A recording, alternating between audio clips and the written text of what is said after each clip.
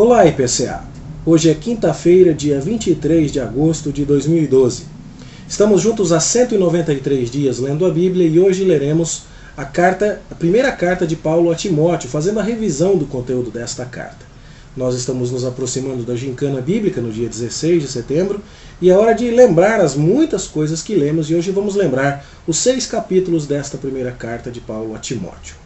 O apóstolo Paulo ficou aprisionado, você deve se lembrar, durante 4 anos. 2 deles em Cesareia, 2 deles em Roma, na continuação desta prisão, porque ele apelou para o direito de ser julgado pelo imperador, tendo em vista que ele sentiu que uma cilada estava sendo armada contra ele e que ele poderia não ter um julgamento justo.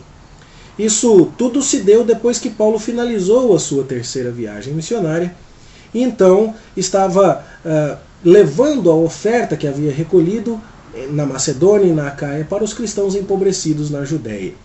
Paulo terminou isso, mas lá foi acusado falsamente pelos judeus, foi aprisionado e passou esses 4 anos meio que congelado na sua tarefa missionária por causa da sua prisão. Na prisão ele escreveu as 4 cartas da prisão: Colossenses, Filemão, Efésios e Filipenses. E nessas cartas nós vemos indicações de que Paulo tinha planos em mente, que ele esperava sair da cadeia e continuar a trabalhar. Ele falou a Filemão que esperava visitá-lo em Colossos, que fica pertinho de Éfeso. Ele falou à igreja dos Filipenses que pensava em ir a Filipos. E antes mesmo de ser aprisionado, quando escreveu aos Romanos, ele disse que pretendia ir à Espanha. O livro dos Atos dos Apóstolos termina com Paulo na cadeia em Roma. E nós não temos nenhum registro inspirado no Novo Testamento que nos diga o que aconteceu depois que ele foi solto. No entanto, nós temos as cartas de 1 Timóteo, 2 Timóteo e Tito, exatamente as 3 que revisaremos hoje, amanhã e sábado, e que nos contam um pouco a respeito do que aconteceu com Paulo depois que ele foi posto em liberdade. Quando você analisa as evidências dos locais mencionados nestas cartas, você chega à conclusão de que Paulo, como todo soldado de Cristo, como valente colaborador do Evangelho, saiu da cadeia e foi viajar e foi pregar outra vez. A tradição da igreja cristã não nos dá certeza absoluta, mas parece indicar que ele foi sim à Espanha. E no texto bíblico de 1 Timóteo nós sabemos, por exemplo, que ele esteve em Éfeso, cidade próxima de Colossos, a quem ele havia prometido visitar quando escreveu a Filemão.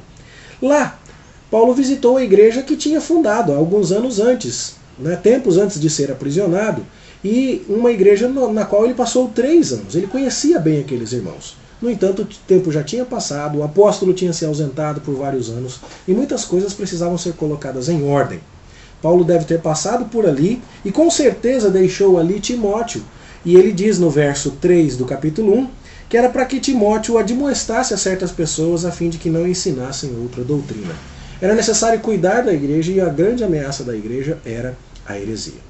Essa carta também é um documento muito valioso no Novo Testamento, porque pela primeira vez nós estamos tendo instruções do apóstolo para igrejas já amadurecidas, já organizadas há mais tempo, que inclusive têm liderança, presbíteros e diáconos. E nesse ponto, as 3 cartas pastorais, repetindo, 1 Timóteo, 2 Timóteo e Tito, elas são de valor inigualável no Novo Testamento porque são as que mais falam a respeito da organização da igreja, do procedimento, da distribuição de tarefas, dos requisitos para os oficiais. Nada disso era tratado por Paulo quando escrevia comunidades que ele havia acabado de fundar e que estavam ainda nos primórdios da sua organização. Paulo coloca Timóteo ali sabendo que Timóteo é jovem, sabendo que Timóteo é tímido, e que apesar de ter sido educado nas Sagradas Escrituras desde pequeno por sua mãe e sua avó, que eram mulheres judias e piedosas, Timóteo poderia ter o receio de enfrentar as brigas, as lutas necessárias, e ele poderia, seguindo até as inclinações da sua personalidade, se acovardar. Pois Paulo escreve essa carta a Timóteo para dizer exatamente que ele tem a coragem de fazer o que é preciso. E no capítulo 1, então, ele dá a dica de que Timóteo deveria combater o falso ensino, no verso 3, um ensino que, entre outras coisas, devia ensinar que a lei do Antigo Testamento não era boa, como vemos no verso 8, Paulo dizendo exatamente o contrário. E já no capítulo 1, Paulo usa um pouco do seu exemplo para motivar Timóteo. Timóteo, você pode se achar temeroso, tímido, até covarde, quem sabe, pode se achar jovem demais, mas olha para mim, Timóteo. Eu persegui a igreja de Deus, eu matei o povo de Deus, eu fiz tudo errado, eu era o principal dos pecadores, mas Deus me considerou fiel, é o que ele diz no verso 12. Eu era blasfemo, perseguidor, insolente, mas eu obtive misericórdia. Se Deus resolveu usar um cara que nem eu, Timóteo, como ele não vai usar um cara que nem você? Que não errou da maneira como eu errei. Tem as suas limitações sim, mas ele vai usar você. E é então que no verso 18 em diante, Paulo encarrega Timóteo de um dever. Segundo as profecias que tinham sido dadas a respeito da vida de Timóteo. Combate então o bom combate. Vai lá, Timóteo, seja corajoso e faça o que tem que fazer. O que é que precisava colocar em ordem na igreja de Éfeso? O culto. Tinha gente lá achando que oração não valia a pena. Então no capítulo 2, verso 1, Paulo fala: eu exorto que todo mundo pratique orações. E vamos orar por todas as pessoas, os governadores e tal, porque Deus quer que oremos por eles. Paulo exorta a igreja também a ter ordem no culto. É para orar sem briga, diz o verso 8. As mulheres precisam se vestir de maneira decente, não é? A autoridade do homem, que é dada por Deus desde a criação, precisa ser obedecida também dentro da igreja. E esse é o assunto da primeira parte aqui, da segunda parte do capítulo 2. No capítulo 3, Paulo fala sobre a liderança. Presbíteros e diáconos precisam ser qualificados e dá diversas recomendações acerca de como deve ser a vida de um homem para que ele seja considerado apto para exercer o diaconato ou o presbiterato.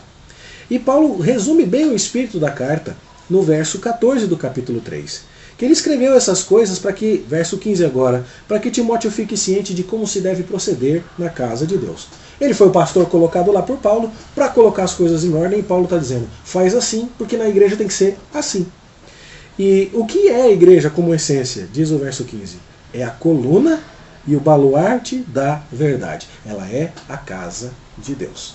Uma grande importância, portanto, é dada à doutrina.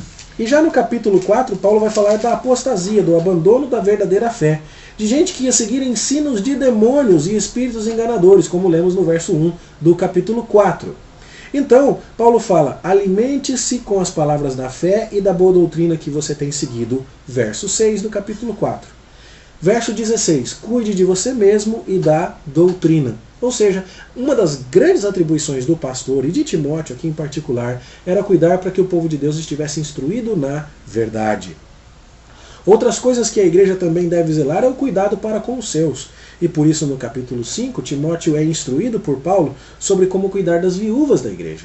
Mas não qualquer pessoa que se apresentasse lá, não permitindo assim que a igreja fosse um instrumento até de deixar filhos folgados em relação à assistência que deveriam dar aos seus pais. Timóteo é ordenado, entre outras coisas, a socorrer as viúvas apenas que são verdadeiramente viúvas. Se a viúva tem filho e o filho tem condição de cuidar dela, que o filho faça o que tem que fazer. E aqui então nós temos regras também a respeito de como se deve socorrer a família da fé e que tipo de coisas precisam ser observadas para que a nossa assistência seja efetiva, bem distribuída, para que o dinheiro seja bem dirigido na casa do Senhor. Paulo também dá a Timóteo aqui instruções sobre como os presbíteros devem ser tratados, a honra que deve ser dada à liderança da igreja, mas também a maior responsabilização que deve ser dada a esses líderes quando eles estiverem tropeçando.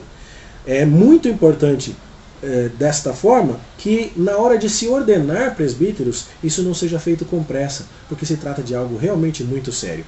O verso 22 do capítulo 5 diz exatamente isso. A ninguém imponhas precipitadamente as mãos. Não te tornes cúmplice de pecados de outrem.